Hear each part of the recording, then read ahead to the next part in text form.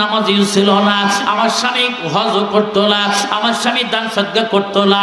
ও পানক হুজুর শোনেন শোনেন শোনেন, আমার পানের স্বামীর একটা মাত্র আমল ছিল, সেই সময় মাহফিল শুনতে গিয়েছিল, মাহফিল শুনে আইসা একটা হুজুরে বলে দিয়েছিল কোরআন শরীফ পড়তে পড়তে যদি কোনো মানুষ মারা যায় আল্লাহ তাকে কিয়ামতের ময়দানে কালি করে তুলবেন। একটু জোরে করলাম মারহাবা।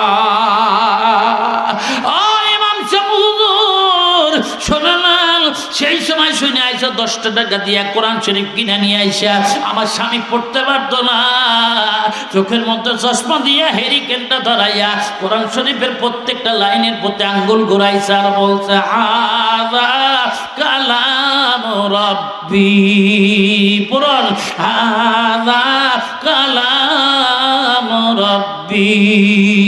ও ইমাম সাহেব হুজুর, আমার স্বামী যেই মাত্র সাক্ষ্য দিয়েছে এই লাইনটার প্রতি আঙ্গুলটা ঘুরাইছে আর এই কথাটা বলছে, আমার স্বামী দেখতে পাই চোখের থেকে পানির ফোঁটা পড়ে পড়ে পুরা কোরআন শরীফটা ভিজে গেছে। তারপরে আমার স্বামী কখনো কোরআন শরীফ কি সারে নাই, এই কোরআন শরীফ